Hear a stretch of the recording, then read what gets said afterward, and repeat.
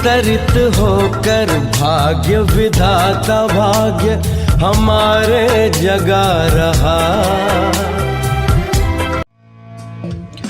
प्रभु प्राप्ति के सहज अनुभव, प्रभु प्राप्ति के सहज अनुभव राजयोग से किए जिन्होंने, उनके मुख से सुने, सुनकर खुद चिंतन करें, राजयोग की विधि सीख कर सहज अनुभव खुद भी करें, खुद भी करें, खुद भी करें, खुद भी करें।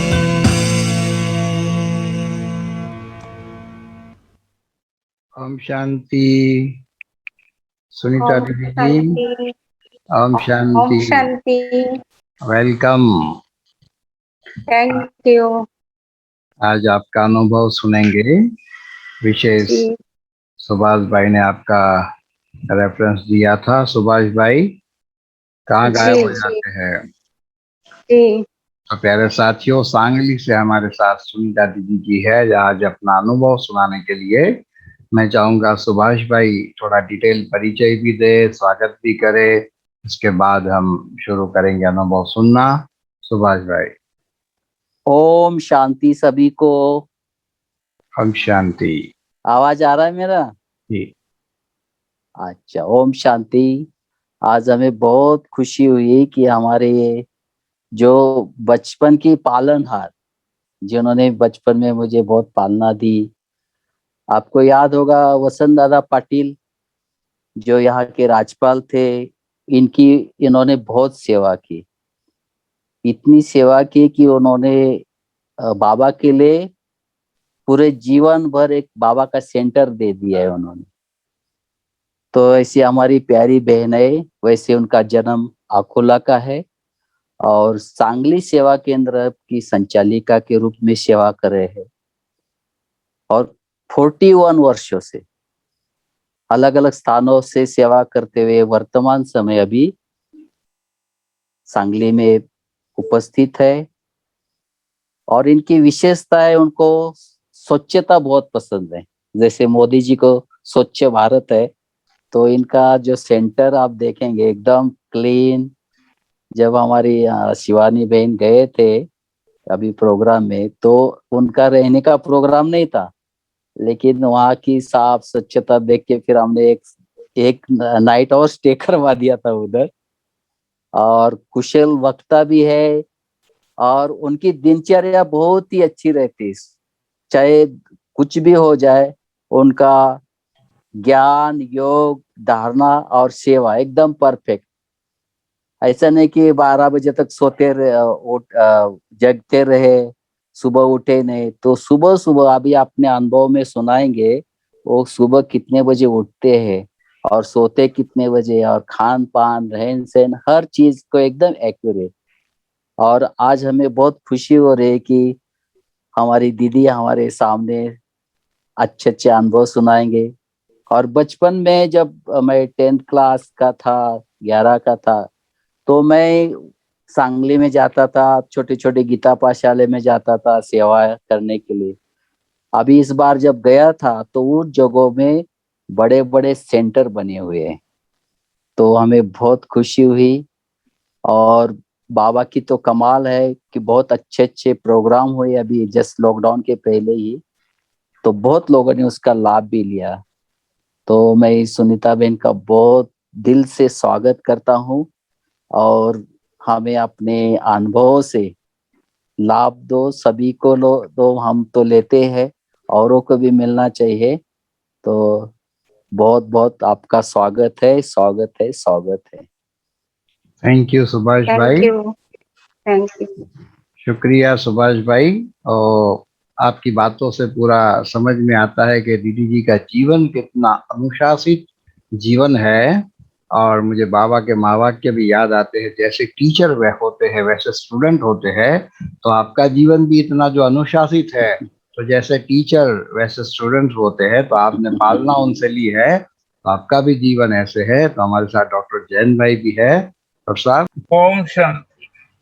शांति। ओम शांति। नमस्ते, आपको वेलकम।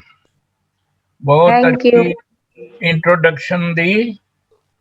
तो आपकी विशेषता प्रत्यक्ष उसी से होती है कि आज जब अपने सुभाष भाई ने छोटी छोटी पाठशालाओं को कैसे बड़े बड़े सेंटर बन गए, तो ये जो है सबको आगे करके ऊंचा बनाना, ये आपकी श्रेष्ठ भावना का रिजल्ट है।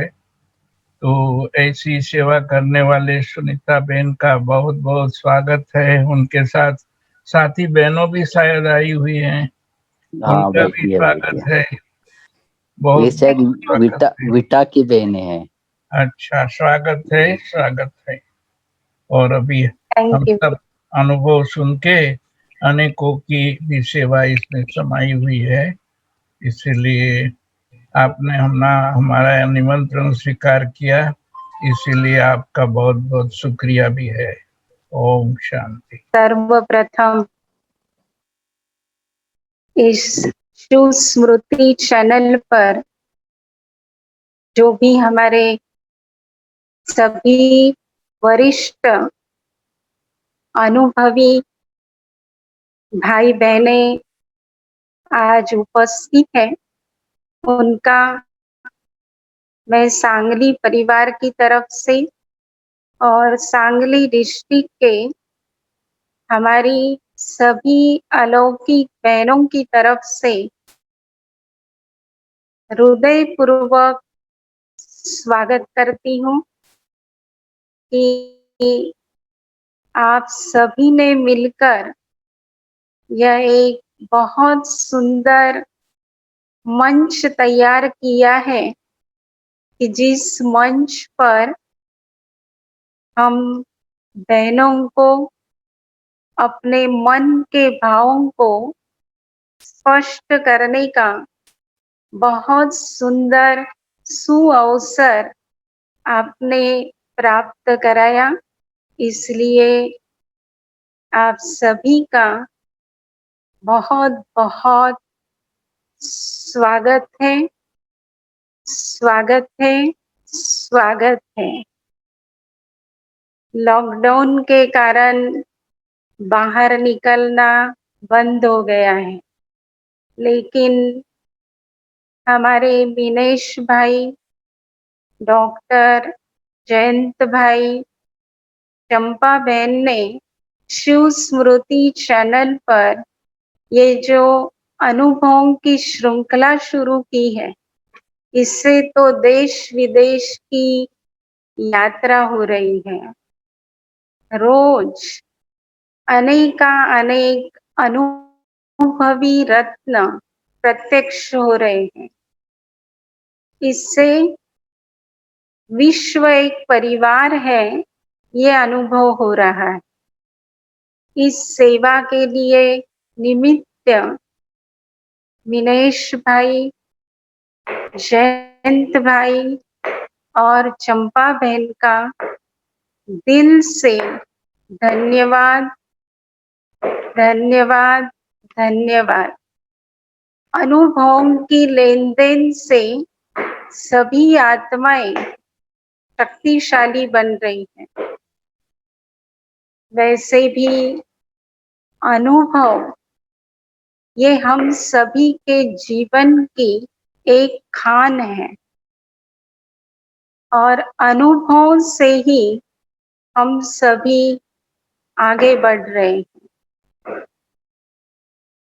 मैं अपना अनुभव सुनाने के पहले विशेष याद करूंगी मेरे अलौकिक जीवन को विशेष रूप से आगे बढ़ाने वाली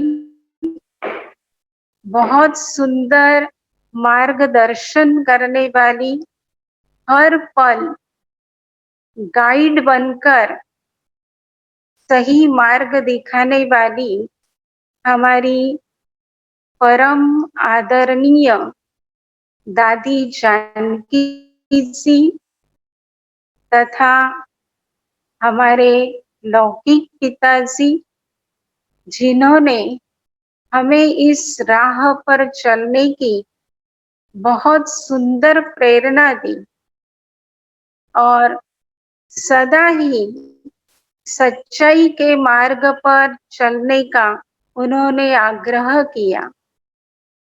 साथ साथ जब हम पूना में रहते थे तो पूना में हम विशेष सुंदरी बहन जी के साथ रहते थे।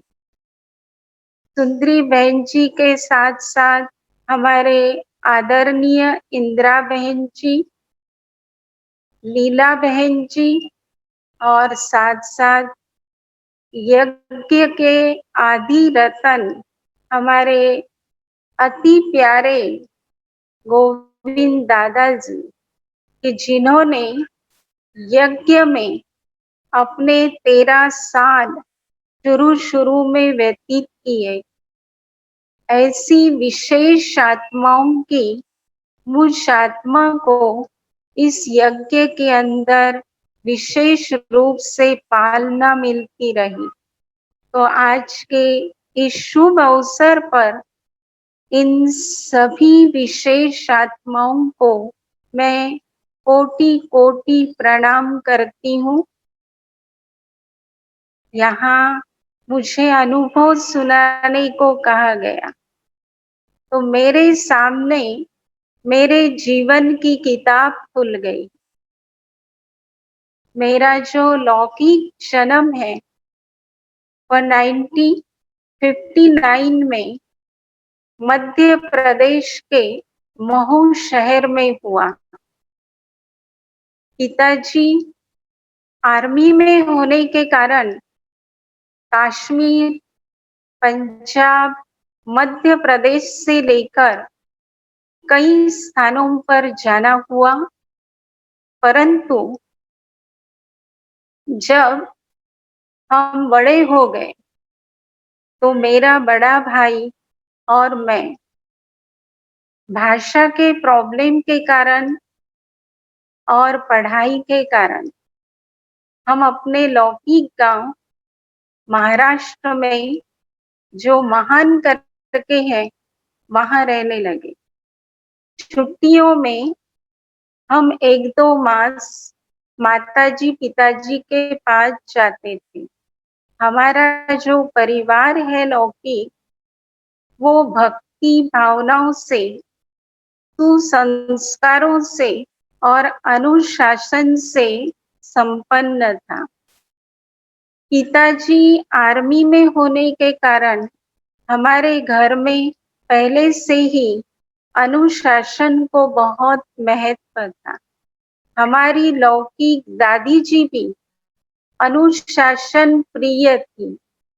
घर में जो हर कार्य है वो नियम पूर्वक होता था। लौकिक माताजी भी भक्ति भावनाओं से संपन्न और शेगांव के जो सुप्रसिद्ध गजानन महाराज हैं, उनकी वो अगाध भक्ति करती। मुझे पढ़ाई में बहुत रुचि थी। मैं बहुत ही अच्छी तरह से मन लगाकर पढ़ाई करती। साथ साथ भक्ति का वातावरण और मेरे खुद के भी भक्ति के संस्कार होने के कारण मैं बहुत भक्ति करती। लेकिन भक्ति करते करते मेरे मन में अनेक प्रश्न आने लगे, जैसे कि सच्चा भगवान कौन है, वो कहाँ रहता है। मैं ये भी सोचती थी कि हम जो भी भक्ति आदि करते हैं क्या वो उन तक पहुंचती है या नहीं? ऐसे प्रश्न मेरे मन में आते। साथ साथ मैं जब गरीबों को देखती थी तो मुझे बहुत तरस आता था और अंदर से संकल्प आता था कि मैं इनकी सेवा करूं,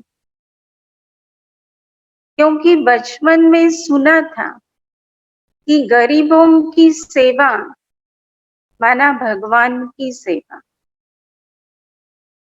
इस कारण मैंने सोचा था कि पढ़ाई पूरी करके मैं सोशल वर्कर बनूंगी और गरीबों की, समाज की बहुत अच्छी सेवा करूंगी। परंतु बाबा ने रूहानी सोशल वर्कर बनाकर मेरा संकल्प इस तरह से पूरा किया कि समाज में गरीब से लेकर अमीर तक हर वर्ग की सेवा करने का गोल्डन सुअवसर प्राप्त कराया। इसलिए परम प्यारे शिव बाबा का मैं अंतःकरण पूर्वक शुक्रगुजार हूँ। इस ज्ञान में आने के बाद मुझे ये भी स्पष्ट हुआ कि गरीबी सिर्फ धन की नहीं, आज समाज में गरीबी जो है वो सद्विचारों की, सुसंस्कारों की भी है। हम संस्कारों की गरीबी ज्ञान योग से हटाने की सेवा करते, इसी से धन की जो गरीबी है वो समाप्त हो। ऐसे ही 1965 में हमारे पिताजी, जिन्हों की पुणे आर्मी में ट्रांसफर हो गई, वो बहुत अच्छे खिलाड़ी भी थे। खेलते समय कुछ प्रॉब्लम होने के कारण उनका पेट का बहुत बड़ा ऑपरेशन करना पड़ा। उस समय ज्ञान में चलने वाले पंढरपुर के एक कुमार अशोक भाई उनके संपर्क में आए और अशोक भाई ने हॉस्पिटल में ही उन्हें ज्ञान दिया। पिताजी को यह ज्ञान बहुत अच्छा लगा और डिस्चार्ज मिलने के बाद भी अशोक भाई ने उनसे संपर्क बनाकर रखा और उनको एक दिन सेंटर पर लेकर गए। उस समय ऊना में परम आदरणीय दादी जानकी जी, सुंदरी बहन जी तथा बिमला बहन जो गुजरात से थी वहां रहते थे। जिस दिन पिताजी सेंटर पर गए उस दिन जाते ही सामने परम आदरणीय दादी जानकी जी का दर्शन हुआ। दादी जी को देखते ही उन्हें एक दिव्य आभास हुआ और बहुत ही प्रसन्नता हुई। कोर्स के तुरंत बाद वे निश्चय बुद्धि हो गए, एक बाप दूसरा न कोई। ये पाठ दादी जानकी जी ने उनको बहुत अच्छी तरह से पक्का करा और वे अंत तक इसी नशे में रहे और बहुत ही जल्द उनको मधुबन जाने का भी चांस मिला। तो पिताजी अपने ही शब्दों में हमें सुनाते थे कि देखो, आप मधुबन में पार्टियां लेकर जाते, तो पार्टियों में 100, 200, 300 भाई बहनों को आप लोग लेकर जाते, परंतु मेरा ये परम सौभाग्य रहा कि दादी जी मेरा पंडा और मैं उस पार्टी में दादी जी का एक ही स्टूडेंट, तो उनको ये बहुत नशा था कि दादी जी मुझे पंडा बनकर मधुबन ले जाती,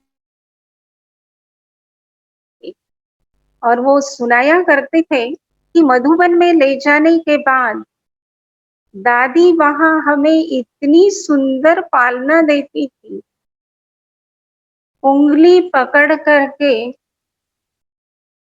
विश्वरतन दादा को मिलाती थी, निर्वेर भाई जी को मिलाती थी, बाबा के कमरे में ले जाती, क्योंकि उन्होंने कहा कि जब मैं ज्ञान में आया तो मुझे इस बात का बहुत दुख था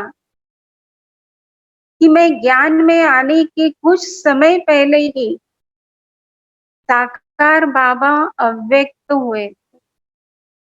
तो मैं दादी जी से बार बार ये जिक्र करता था, क्या दादी जी कल्प कल्प मेरे साथ ऐसे ही होगा? मैं साकार बाबा को नहीं देख पाऊंगा? साकार बाबा की क्या मुझे पालना नहीं मिलेगी? तो दादी जी उनको बहुत अच्छे ढंग से समझाती थी और उनकी भावनाओं को शांत कर देती थी। और जब मधुबन दादी उनको अपने साथ लेकर गई, तो मधुबन जाने के बाद दादी जी ने ऐसी पालना दी कि जिस पालना से उन्होंने ये अनुभव किया कि मैं सचमुच साकार में ब्रह्मा बाबा से मिलकर आया। और उस समय, जिस समय वो ज्ञान में आए थे, तो पूना से पहले महाराष्ट्रियन भाई हमारे पिताजी देशमुख भाई, उनको इस बात का नशा भी अंत तक रहा कि मेरा पंडा बनकर दादी जानकी जी मुझे मधुबन लेकर गई और मुझे साकार बाबा की पालना, भासना बहुत अच्छी तरह से ली।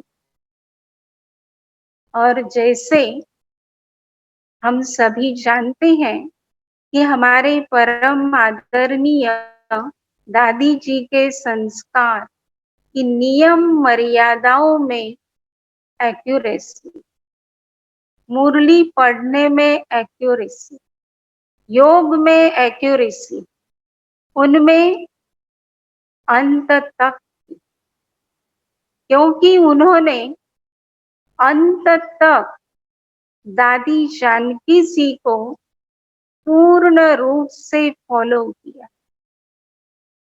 और इतना दादी जी से उनका लगाव, प्यार था कि जो कभी कभी दादी जी कह देते थे कि ये तो मेरा पक्का और सच्चा भक्त है। इतना दादी के प्रति उनको स्नेह था। और फिर तो हमारे संपूर्ण परिवार सहित पूना सेंटर पर सभी का फिर कोर्स हुआ और परिवार को दादी जानकी जी की बहुत ही सुंदर पालना मिली। दादी जी ने हमारे परिवार की पालना में कोई भी कसर नहीं रखा।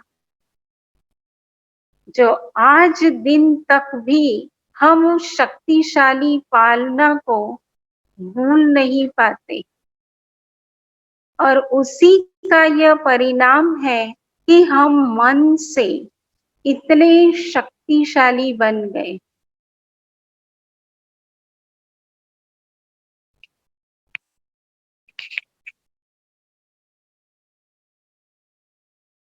और हम भाई बहन जब गांव में रहते थे और छुट्टियों में 2 मास पुणे में रहकर आते वक्त दादी जी से छुट्टी लेने जाते, ये हमारा नियम था। तो दादी जी हम भाई बहनों को ढेर सारी सौगातें देकर, टोलियां देकर, खुश करके गेट तक विदाई देने आते थे। एक बारी ऐसे ही भाई, मैं और पिताजी दादी जी से छुट्टी लेने गए, तो दादी जी ने बहुत सारी टोली भी थी और सौगातें भी दी। टोली सौगात देने के बाद हमें बिठाकर दादी जी ने योग कराया और पर्सनल मुझे 10 मिनट तक लगातार दादी जी दृष्टि देती रही। और बाद में दादी जी ने पिताजी को बताया कि मैं जब इसको दृष्टि दे रही थी तो मुझे इससे देवी का साक्षात्कार हुआ। बड़ी होने के बाद आप इसे मेरे पास लाकर छोड़ना। पिताजी ने उस संकल्प की पूर्ति की और मुझे पुणे में ईश्वरीय सेवार सुंदरी बहन जी को सौंप दिया। तब दादी जी बेहद सेवार लंदन में थे। दादी जी जब भी पुणे में आती थी तो मेरी एक्यूरेट दिनचर्या को देखती थी, तो सुंदरी बहन जी से कहती थी कि मैं इसे लंदन लेकर जाऊंगी, मुझे ऐसा एक्यूरेट हैंड चाहिए। दादी जी के मेरे प्रति बहुत ही शक्तिशाली और कल्याणकारी संकल्प थे। और दादी जी सुंदरी बहन जी से कहते थे कि जब जयंती बहन इंडिया आती है तो इसे उसके संग में रख, तो ये तैयार हो जाए। परंतु ड्रामा अनुसार वो संकल्प साकार नहीं हो पाया। बाद में पिताजी रिटायर होने के बाद परिवार सहित महान गांव में रहने लगे।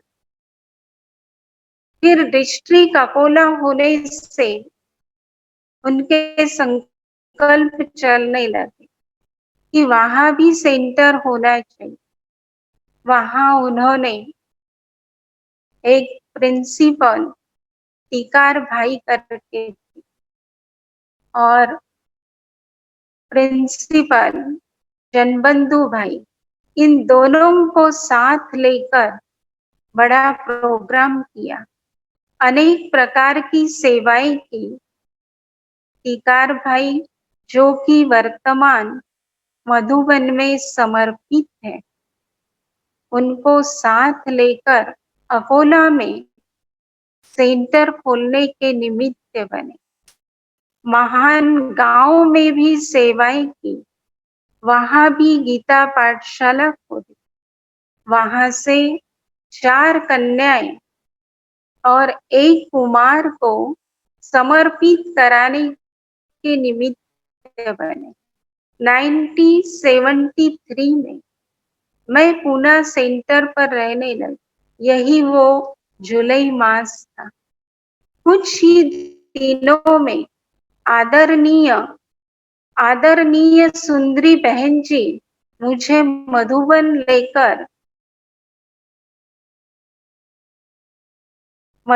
लेकर गए और वहां जाने के बाद मुझे ऐसा महसूस हुआ कि मैं जिसकी खोज कर रही भक्ति में, वो मेरी तलाश पूरी हुई। सत्य भगवान की पहचान भी हो गई और मैं निश्चय बुद्धि भी बन गई। मेरे सब प्रश्नों के उत्तर मुझे मधुबन में ज्ञान सुनने से मिल गए और मुझे मेरे भक्ति का फल मिल गया, जो मैं एकदम आसानी से बाबा की गोद में आ। पिताजी बहुत ही स्ट्रिक्ट और अनुशासन प्रिय। उनकी अनुमति के बिना हम कोई भी काम नहीं कर सकते थे। बाबा की ये भी एक कमाल रही कि बाबा ने पहले ही उनको ज्ञानी और योगी बनाया, जिसके कारण मेरा मार्ग बहुत ही आसान और सरल हो गया। जब मुझे सेंटर पर रहने मात्र 10 मास ही हुए थे, तो हम 2 कन्याओं को सुंदरी बहन जी पूना से मधुबन समर्पित कराने के लिए लेकर गए और वहां जाते मनमोहिनी दीदी जी से मिलाया। दीदी जी परखने की शक्ति में माहिर थी। उन्होंने हम दोनों कन्याओं को टोली और दृष्टि देकर हमारी पूछताछ की और हमारे से बातचीत करके हमें बाहर भेज दिया और सुंदरी बहन जी से कहा, इन दोनों में से केवल सुनीता को ही समर्पित कराओ। और सचमुच देखो, वो कन्या कुछ समय के बाद यज्ञ छोड़कर चली और मेरा समर्पण दीदी मनमोहिनी जी ने कराया। उस समय मधुबन में वरिष्ठ बहनों की भट्टी थी। उसमें मुझ अकेली आत्मा का समर्पण हुआ। वैसे तो पहले मेरी पढ़ाई की बहुत इच्छा थी कि मैं पढ़ाई पूरी होने के बाद समर्पित होना चाहती थी, लेकिन सुंदरी दीदी और हमारे पिताजी की यही इच्छा थी कि समय जो है वो बहुत कम है, इसलिए मैं पढ़ाई में समय देने के बजाय बाबा के सेवा में लग जाऊं। मैंने भी यही संकल्प किया और समर्पण होने के बाद मेरे में भी ये परिवर्तन आ गया और फिर मेरा मन लौकिक की तरफ कभी भी आकर्षित नहीं हुआ। मेरे इस अलौकिक जीवन का यह एक अनुभव है कि मेरी बुद्धि बाबा का बनने के बाद कभी भी किसी भी वस्तु, व्यक्ति और वैभव की तरफ आकर्षित नहीं हुई। मैंने अलौकिक जीवन को ही शक्तिशाली बनाने का दृढ़ संकल्प किया और इस अलौकिक जीवन के अंदर मैं स्वयं को सदा ही शक्तिशाली अनुभव करती हूँ। पूना में रहकर मैंने कई स्थानों पर जाकर सेवा की, जैसे कि गोवा, कोल्हापुर, कराड, सातारा, नांदेड, परभणी, अहमदनगर, नारायणगांव, श्रीरामपुर, राहुरी, जालना आदि। सुंदरी बहन जी मुझे जहां भी सेवा के लिए कहते, मैं हाजी कहकर सेवा के लिए सब जगह जाती। 1981 में सांगली में रहकर सेवा कर रही। मैंने हमेशा बाबा को साथी के रूप में याद कर हमेशा खुद को शक्तिशाली बनाए और बाबा को साथी बनाकर सेवा के निमित्त बन सेवा को आगे बढ़ाए। बाबा के इस साथीपन के अनुभव से मेरे अंदर बहुत हिम्मत आ जाती और इसी वजह से मैं सेवा बढ़ाने के लिए आगे बढ़ी। एक बार सांगली से मधुबन गई, जिस समय मन थोड़ा उदास था, क्योंकि मैं बहन जी से दूर होना नहीं चाहती। जब हम अव्यक्त बाप दादा के सामने गए तो बाप दादा ने बहन जी से कहा, राइट हैंड है ना? आगे मुझे स्वयं बाप दादा ने पूछा, पूना अच्छा लगता है या सांगली? तो इस पर मैंने केवल मुस्कुराया। तो बाबा ने कहा, शायद दोनों अच्छा लगता है। तो बड़ी दादी जी ने कहा, देखा तुम अंदर ही अंदर पूना को याद करती हो। वह दिल का आवाज बाबा तक पहुंच गया। दिलाराम बाबा ने आपके दिल की बात जान ली। बाबा की इस बात ने मुझे बहुत ही प्रभावित किया। मैं सोचने लगी कि बाबा ने मेरे मन की बात कैसे जान ली। बाबा की इस बात ने मुझे बहुत ही शक्तिशाली बना दी। मैं मधुबन में थी तो मेरा स्वास्थ्य कुछ ठीक नहीं। बहन जी ने दीदी मनमोहिनी जी से मिलाया। तब दीदी जी ने बहन जी से कहा कि इसे मधुबन छोड़कर जाओ, मधुबन का मक्खन खाएगी तो ठीक हो जाएगी। दादी जी स्नेह की मूर्त थी और स्नेह के साथ साथ लव के साथ साथ लव भी दादी दीदी जी के पास। जब मैं मधुबन में 1 मास रुकने का फाइनल हुआ तो मेरी दीदी जी ने बहुत प्यार से मुझे अपने पास बुलाकर कहा कि आप यहाँ रहो।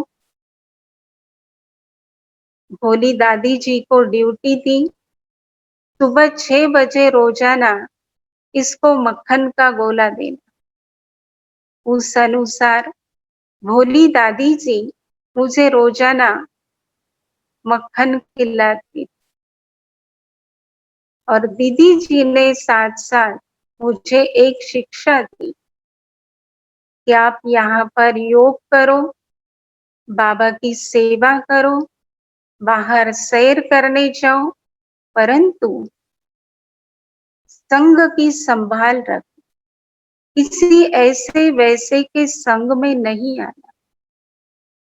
इस तरह से हमने अनुभव किया कि कैसे दीदी जी लव और लॉ का बैलेंस रखती। इस प्रकार दीदी जी ने मेरी सूक्ष्म और स्थूल पालना पूरे 1 मास तक की। और फिर जब मैं 1 मास के बाद पुनः आने का सोच रही थी तो दीदी ने कहा, देखो अभी आपकी दादी लंदन से आने वाली, और 1 मास रुको और दादी जी से अपने को ज्ञान रत्नों से भरपूर करो। और मैं 1 मास और रुक गई। इस प्रकार दीदी ने और दादियों ने एक आत्मा को तराशा है। बाबा ने मुझे साथी के रूप में हमेशा मदद की। जब भी कोई प्रॉब्लम आता है तो मैं अमृत वेला 2 बजे उठकर योग में बैठ जाती। इससे प्रॉब्लम सॉल्व हो जाता। मुझे एकांत में बैठकर तपस्या करना बहुत बहुत अच्छा लगता। सांगली के बाबा के भवन का जब कार्य चल रहा था, मुझे याद है मैंने बाबा के कमरे में 91 डेज सुबह 1:30 बजे उठकर 2 से 4:30 बजे तक कंटिन्यू योग किया। उसमें भी कई समस्याएं आई, लेकिन अमृत वेले की तपस्या से सब आसान हो गया। कोई भी कार्य में आत्माओं के संस्कारों का भी पेपर आता है, इसमें भी मैं अमृत वेले की तपस्या और सकाश देने की विधि से पास हो गई। माता पिता के आशीर्वाद पाने का जो आसान तरीका है, मर्यादाओं के अंदर रहना और हर श्रीमत का पालन करने से बाबा की दुआएं मिलती। सांगली में कई सेवाओं के लिए बाबा ने निमित्त बनाया। बाबा सेवा भी देता है, साथ साथ शक्ति भी देता है। इसका कई बार मैंने बहुत सुंदर अनुभव किया। और वर्तमान परिस्थिति में चारों तरफ भय का वातावरण, जीवन की अस्थिरता बढ़ती जा रही। ऐसी परिस्थिति में बाबा के बच्चे तीव्र पुरुषार्थ में लग गए। एक और विनाश, एक और स्थापना। वैसे बाबा के बच्चे निर्भय, अचल, अडोल हैं, लेकिन कभी कभी भय के कारण हलचल में आ जाते। इसके भी कई कारण हैं। उनमें से एक कारण ये है कि बाबा के बच्चे स्वयं शक्तिशाली बन गए। स्वयं के वैराग्य के कारण कई प्रकार के स्थूल अभाव से भी संतुष्ट रह सकते, लेकिन लौकिक परिवार वाले पुरुषार्थ नहीं करते।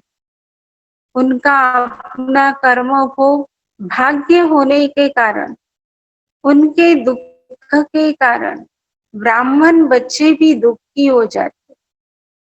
हिसाब किताब चुप्त करते ही हैं, लेकिन अपनी तपस्या से उनके भी विकर्म विनाश करने। हमें अपने प्रति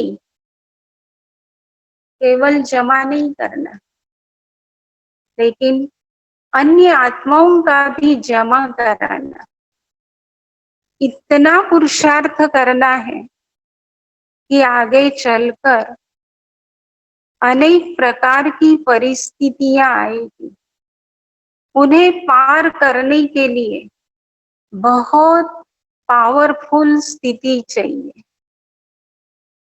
अगर योग युक्त होंगे तो जैसा समय वैसा तरीका टच होगा।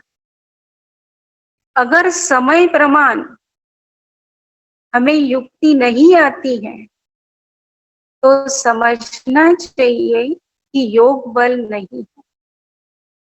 योग बल वाली आत्मा को आने वाली परिस्थिति का पहले से ही पता हो। अब कोई भी आधार पर जीवन का आधार नहीं होना चाहिए, अथवा पुरुषार्थ का आधार कोई भी साधन व व्यक्ति नहीं होना चाहिए। जितना योग बल की शक्ति का हम प्रयोग करते हैं उतना ही हमें शक्ति मिलती है, हमारी शक्ति बढ़ती है। योग बल हमारे बहुत काल के अभ्यास से बढ़ता है। और बाबा भी हमेशा कहा करते हैं कि बहुत समय का अभ्यास, बहुत समय का अभ्यास अंत समय काम आएगा। बहुत काल का अभ्यास अंत समय काम आएगा। मुझे इस पर दादी जानकी जी की एक बात याद आती। दादी जी हमेशा कहते थे कि मैं 2 बजे नहीं उठती, मैं 2 बजे नहीं उठती, लेकिन जब मैं उठती हूँ तब घड़ी में 2 बजता है। दादी जी को 2 बजे का इतना महत्व था कि दादी जी अव्यक्त हुए उस समय भी सुबह का 2 बजा था। तो आज हम सभी ब्राह्मणों को भी जो विशेष अटेंशन है वो विशेष योग की तरफ रखना है। योग के द्वारा अपने अंदर सर्व शक्तियों का स्टॉक जमा करना है, क्योंकि अंत समय हमें जो काम आने वाला है वो हमारा योग बल। तो अंत में मैं आप सभी से यही कहना चाहूंगी, इस समय पर विशेष परम आदरणीय जानकी दादी जी पुनः याद आ रही है। पुणे में रहते दादी जी की नजरों से निहाल होके मैंने पाया नव जीवन। दादी जी की पालना पाकर मैंने किया यज्ञ में जीवन समर्पण। बाबा, आपने मुझे अपने पलकों पर बिठाया, ज्ञान रत्नों से श्रृंगारा, मुझे दिव्य गुणों से सजाया। बाबा, आपने बना दिया मुझे दिव्य दर्पण। इतना मुझे आपने सब कुछ दिया, अब क्या करूं मैं अर्पण। ना तन मेरा, ना मन मेरा, ना धन मेरा, बाबा ने ही स्वीकार किया मेरा मन से यज्ञ में जीवन समर्पण।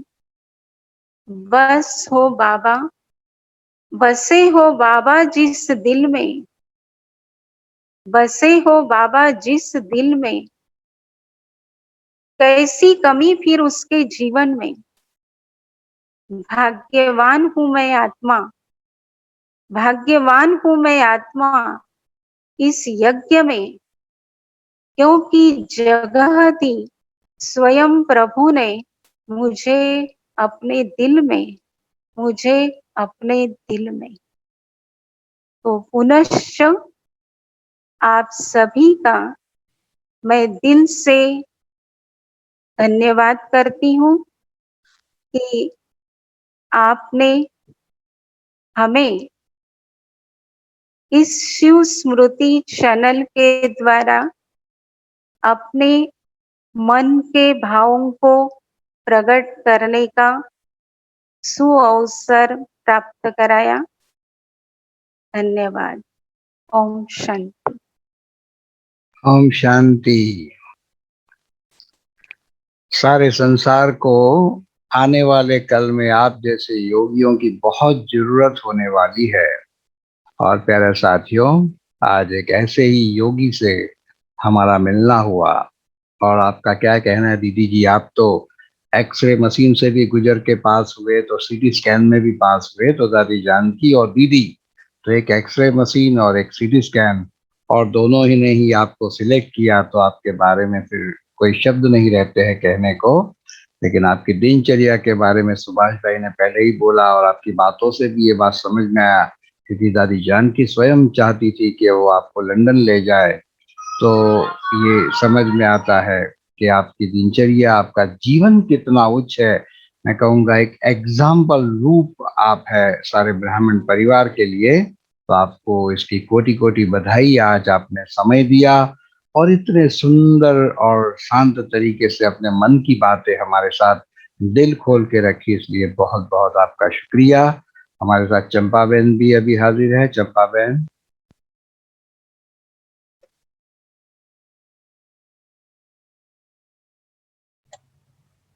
ओम शांति। ओम शांति। संकेता बेन, आपका बहुत बहुत स्वागत भी है और बहुत बहुत आपको धन्यवाद भी है। Thank you. और आपके साथ आज बहुत सारे भाई बहन जुड़े हैं, उन जी सबका भी स्वागत है। बहुत सारे मिनेश जी भाई जी आज जी बहुत है बहन जी के साथ, तो सबका स्वागत है नाम सहित। जी और जी सबको फिर बड़ौदा आने का निमंत्रण भी है। जी जी जरूर आएंगे, जरूर आएंगे। मधुबन जाएंगे तो बीच में बड़ौदा आता ही जी आता है। जी हाँ तो जी बहुत, जी और आपने तो बहुत बहुत पुराने बाबा के बच्चे आप रहे और जी दादियों की पालना। हाँ, अभी जो भाई बहन ज्ञान में आ रहे हैं उनको तो दादियों की पालना भी नहीं मिली है। बाबा की तो जी नहीं मिली, लेकिन दादियों की पालना भी नहीं मिली, क्योंकि जी दादियां भी सभी बाप समान ही है। और सबको ऐसी पालना देके आज सारे विश्व में बाबा का नाम वाला सब बहनों को तैयार करके किया है। तो बहुत बहुत धन्यवाद। अब ओपन कर दिया। जी बहुत बहुत थैंक धन्यवाद। You, thank you, thank you. आप सभी का भी बहुत बहुत धन्यवाद। जी जी, शिव कुमार भाई भी दिल्ली से हमारे साथ है। शिव कुमार जी भाई। हाँ जी, ओम शांति। हमारे ओम समीप शांति। उपकरण भाई बैठे हैं। सुनीता दीदी जी को ओम शांति। शुभकरण भाई जी बोल रहा जी हूँ। जी शुभकरण भाई जी, ओम हाँ जी, हाँ जी। शांति, ओम हाँ, भाई ने मुझे शांति। बात कराई, मुझे पता नहीं था, तो उन्होंने बोला कि उनका चल रहा है अभी जी आज प्रोग्राम। चलो, हमारे बहुत बहुत खुशी, बहुत पुराने अच्छा लगा। अनन्य बाबा के बच्चे गोवा में सेवा करके गए हैं। बाबा की बहुत अच्छी सेवा की है, जो आज दिन तक भी हमारे गोवा के भाई बहने आपको बहुत बहुत याद करते हैं। जैसे आपका नाम शुभकरण, वैसे आपके कर्म भी बहुत शुभ और श्रेष्ठ है। जहाँ भी जाते हो अपने सेवा का यादगार छोड़कर आते हो। बहुत अच्छा, बहुत खुशी हुई आपसे मिलके आए। Thank you. जी जी ओके, जी जी। ओके। ओम शांति। ओम शांति, शांति। ओम शांति सुनीता दीदी। जी ओम शांति, शांति। सुभाष भाई। हाँ जी, ओम शांति। ओम बहुत शांति। बहुत अच्छा, थैंक यू, आपने समय निकाला। मैंने थोड़ा सा जोर भी लगाया, लेकिन अच्छा हुआ, सफलता मिली। देखो आपके कारण कितने लोगों को फायदा हो गया इधर। जी और मिनेश भाई, मैं यहाँ मधुबन से गया था 1985 में। तब ये पद यात्रा का चल रहा था सब इंडिया में। जी तब दीदी ने हमें वहाँ का कैप्टन बनाया था, सांगली से पुणे पद यात्रा। तो हम लोग पैदल के करीब करीब काफी दिन पैदल किया और फिर पूना पहुंच के बहुत बड़ा प्रोग्राम हुआ। वैसे दीदी को बहुत सारे अवार्ड्स भी मिले हैं अलग अलग जगह से, लेकिन सबसे बड़ा जो उन्होंने बताया है कि सुबह उठना, दादी जानकी की पालना, दीदी की पालना, ये सबसे बड़ा अवार्ड है। बिल्कुल तो बिल्कुल। हमें बहुत खुशी हुई कि इस प्रकार की आत्माएं भी यहाँ बाबा के यज्ञ में है, जो योग के लिए विशेष ध्यान रखते हैं। तो हमें बहुत खुशी हुई आज आपका यहाँ दर्शन हो करके, और आपके कारण बहुत लोगों को प्रेरणा भी मिलेगी इस प्रकार से। ओम शांति। ओम शांति। आपका भी बहुत बहुत धन्यवाद सुभाष भाई, जो समय प्रति समय हमें सेवा के लिए याद करते हो। आपका भी बहुत बहुत धन्यवाद। हमारा तो अधिकार है ना, हम तो छोड़ते नहीं। जी जी। हमारे रेंज में जो आता है उसको छोड़ते नहीं, बराबर बाबा। है ना जी। मिनेश भाई, सही बात है ना। बिल्कुल। तो क्या निमेश क्या भाई ने हमें ड्यूटी दिया है कि थोड़ा डायमंड ढूंढो, डायमंड इंडिया में कहाँ का डायमंड बैठे हो ढूंढो। तो मैं कोशिश करता हूँ, तो फिर यहाँ तराशने का काम भी हो जाता है अच्छे अच्छे देखो, लेकिन लोगों को। अच्छी सेवा हो रही है ना, अच्छी सेवा, सबको कितना फायदा हो रहा है, कितनी सबको प्रेरणा मिलेगी। और नए भाई बहनों के लिए तो ये वरदान के रूप ये बातें है, ये अनुभव है। कहाँ ये खजाना ढूंढने जाएंगे, तो ये तो बहुत लाभान्वित करने वाली, और कल को जो आत्माएं निकलेगी उनके लिए भी ये बहुत बेनिफिशियरी होगा। तो आपका भी इसलिए बहुत धन्यवाद। तो चलिए दीदी जी, 2 मिनट बाबा की याद में हाँ बैठते जी हैं। जी जी जी जी। दीदी के साथ जो भी जुड़े हैं सांगली से, जो भी बहने भाई सब नजर आ रहे थे, उन जी। सभी को ये जो शिव स्मृति ग्रुप के तरफ से बहुत बहुत धन्यवाद। सांगली विभाग, विटा आदि सब देखा मैंने, बहुत सारे लोग हैं, सभी को बहुत बहुत धन्यवाद। अहमदनगर के डॉक्टर अशोक भाई थे, जानते हैं आप? अहमदनगर में। हाँ जी हाँ जी। डॉक्टर साहब, हाँ बोलो। नहीं, अहमदनगर के एक डॉक्टर हमारी मेडिकल विंग में हाँ जी है, एक्टिव थे। अशोक नाइकौड़ी करके। हाँ, एक्सपायर हो गए ना। अच्छा अच्छा, वो कौन सा अशोक भाई पता नहीं है, जो हमारे साथ थे वो। क्योंकि अभी अहमदनगर और सांगली काफी दूर है ना, तो अच्छा, इतना इसलिए पता पता नहीं। नहीं होता। हाँ। अच्छा, ओके। बहुत बहुत धन्यवाद आपको सुनीता बेन, बहुत अच्छा। आपका भी बहुत बहुत धन्यवाद। डॉक्टर साहब का संकल्प सिद्ध हो रहा है और अच्छे अच्छे डायमंड निकल के आ रहे हैं। बाबा का है डॉक्टर साहब और मिनेश भाई, हम तो निमित्त है।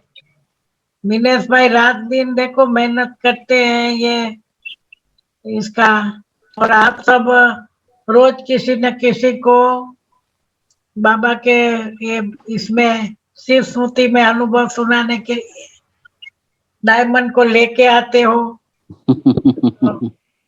पता पड़ जाता है कि कैसे ये चल रहा है प्रोग्राम। और सब भाई बहन भी इतना कोई थकता नहीं है, सब देख रहे हैं रोज चल। ये मूल बात है, सही है ये भी। 9 बहुत बजे का important। इंतजार होता है कि कब 9 बजे आज किसका अनुभव सुनेंगे। जी। दादी दादी